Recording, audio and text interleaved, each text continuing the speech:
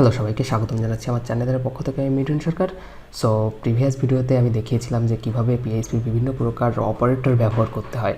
So এই পর্বে if if else তারপর ইলসিফ যে বিভিন্ন প্রকার কন্ডিশনগুলো আছে সেই কন্ডিশনগুলো নিয়ে কাজ করব। সো চলুন যে আমি আমার লোকাল হোস্ট /php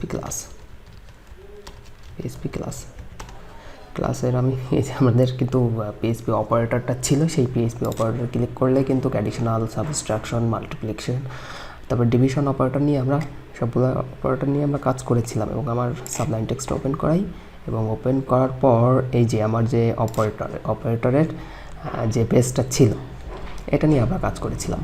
সো এই পর্বে আমরা পিএইচপির ইফ ইলসিফ যে কন্ডিশনগুলো আছে সেই কন্ডিশনগুলো নিয়ে কাজ করব। সো এই জায়গায় আমি একটা ফাইল নিই, ফাইলের নাম দিই কন্ডিশন।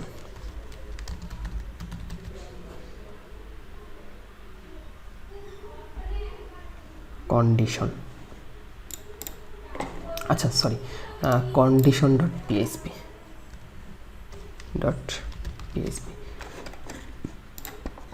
তো এখন অপারেটরের যে পেজটা আছে আমাদের Ctrl+C করে Ctrl+V করে দিলাম। দেওয়ার পর আমার এই যে ডিভ জাম্বোট্রন তারপর পি, আচ্ছা এইগুলো আমি না রাখি, হ্যাঁ এগুলো কেটে দেই। এবং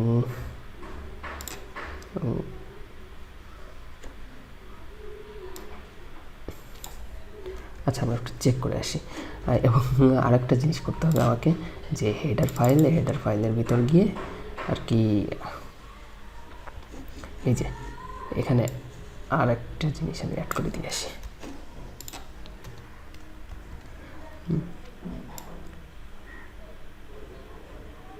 কন্ডিশন, পিএইচপি কন্ডিশন।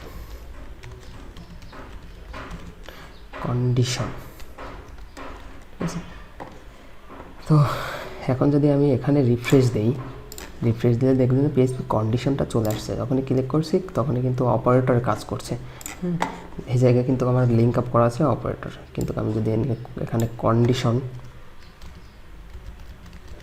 condition.php পেজে দেই তাহলে দেখবেন যে কন্ডিশন পেজে ক্লিক করলে এখানে মডুলাস, এখানে পিএইচপি অপারেটর লেখা আসছে, কিন্তু এই জায়গায় পিএইচপি অপারেটরটা থাকবে না। কন্ডিশন একটা PHP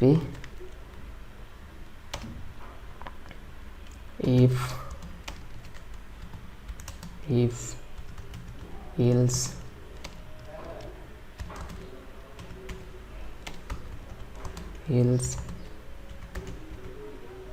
elseif, এই সমস্ত এই নিয়ে আমরা কাজ করব।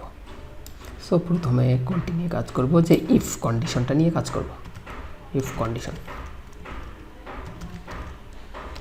আচ্ছা কন্ডিশন বানানটা কি ঠিক আছে আমি চেক করে আসি।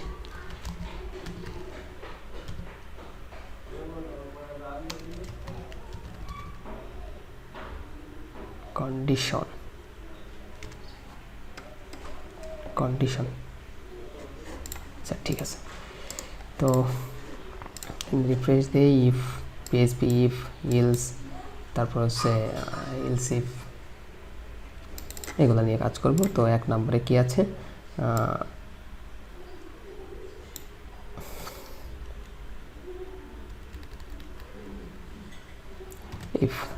ইফটা নিয়ে কাজ করি। সো আমার পিএইচপির যে বেসিক যে ইটা লাইব্রেরি ফাংশন, সে ফাংশনটা অলরেডি দেওয়া আছে, এখানে আমি কাজ করব। আমি প্রথমে একটা ভেরিয়েবল নিই, সাপোজ আমি নিই x = 10।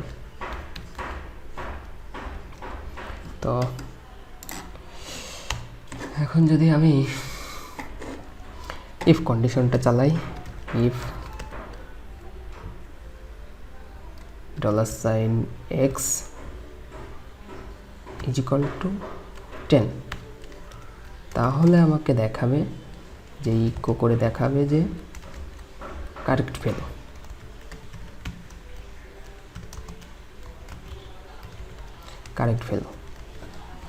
তো আমি যদি এখানে রিফ্রেশ দেই আমার ব্রাউজারে, তো দেখবেন যে ইফ কন্ডিশনটা, আচ্ছা এই জায়গায় আমি ইফ কন্ডিশন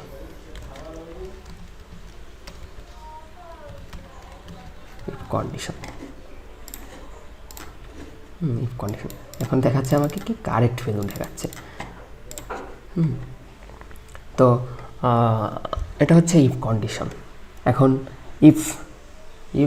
ইফের পরে হচ্ছে ইফ এলস। আরেকটা জিনিস দেখার জন্য যায়। আচ্ছা, এখানে আমরা আরেকটা কন্ডিশন দিতে পারি, যে কন্ডিশন বলছি যে যদি এক্স $x যদি 9 থেকে ছোট হয়, 9 থেকে যদি ছোট হয়, তার মানে এক্সের মান হচ্ছে 10, 9 থেকে যদি ছোট হয়, কন্ডিশনটা যদি না মেলে, তাহলে হচ্ছে আমার দেখাবে ইয়োর ভ্যালু ইজ রং। হ্যাঁ, এলসের ভিতর, হ্যাঁ, your value is wrong. So এটা দেখাবে। আবার যদি এটা ইজ ইকুয়াল টু দেখাচ্ছে যে এটা গ্রেটার দেন, তার মানে যদি 9 থেকে $x বড় হয় তাহলে হচ্ছে কারেক্ট ভ্যালু, তাহলে এখন দেখবে কারেক্ট ভ্যালু। সো এরকমভাবে আমরা ইফ তারপর হচ্ছে এলস এর ব্যবহারটা শিখতে পারলাম। তো এখন আমরা দেখব যে PHP যে ইফ এলসিফ কন্ডিশনটা কিভাবে কাজ করে সেটা আমি এখন দেখাবো।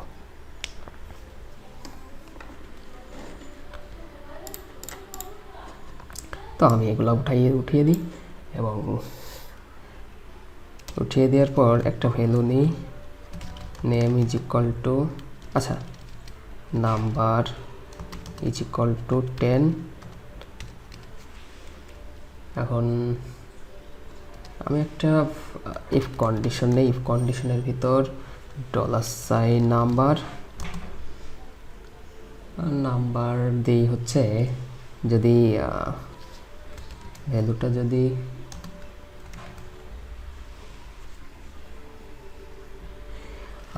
নাম্বার থেকে যদি ভ্যালুটা বড় হয়,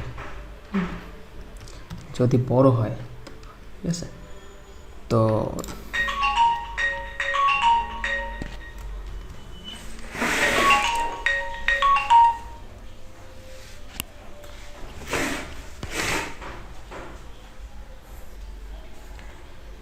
যদি নাম্বারটা বড় হয়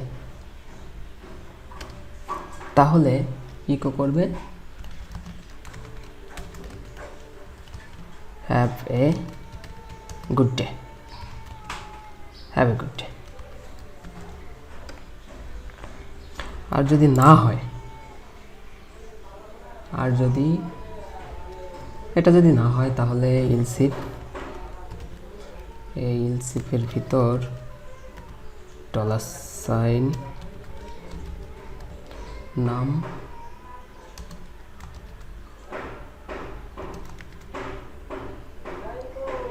যদি 20 হয়,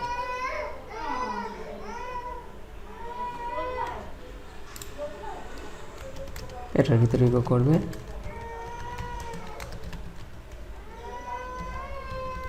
আচ্ছা, গুড মর্নিংটা আমি গুড মর্নিং। আর যদি একান্তই যদি এটা না হয়, তাহলে আমাকে অন্য একটা দেখাবে, ইচ্ছার ভিতর দেখাবে যে ওই দুইটা কন্ডিশন যদি না মেলে, তাহলে আমাকে দেখাবে হচ্ছে echo good morning, MORNING, good morning. এখন আমরা একটু চেক করে আসি। হ্যাঁ, হ্যাভ এ গুড ডে। যদি কন্ডিশনটা হয়, যেহেতু আমার কন্ডিশনটা মিলে গিয়েছে, অর্থাৎ 29 থেকে হচ্ছে নাম্বারটা ছোট, হ্যাঁ 10 ছোট, এর জন্য দেখা যাচ্ছে কি আমার হ্যাভ এ গুড ডে। আর যদি এইটা যদি না মিলত, আমি একটু চেক করে দেখাই, এইটা যদি আমি 9 দিতাম, তাহলে দেখবেন যে আমাকে গুড মর্নিং দেখাবে। তাহলে আমাকে কী দেখাবে? এখন গুড মর্নিং দেখিয়েছে। এবং এরপরের কন্ডিশনটা যদি এটাও যদি সত্য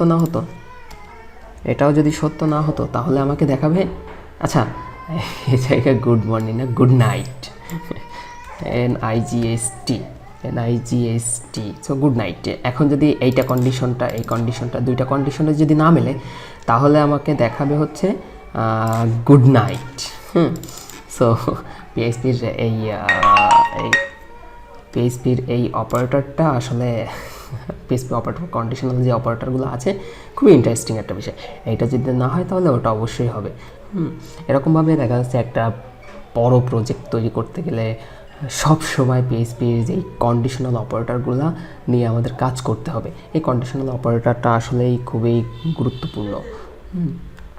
সো আজকের ভিডিও এই পর্যন্ত। পরবর্তী ভিডিওতে আমি দেখাবো পিএইচপি সুইচ স্টেটমেন্ট কীভাবে কাজ করে। সো আজকে এই পর্যন্তই থাক, ভালো থাকবেন সবাই।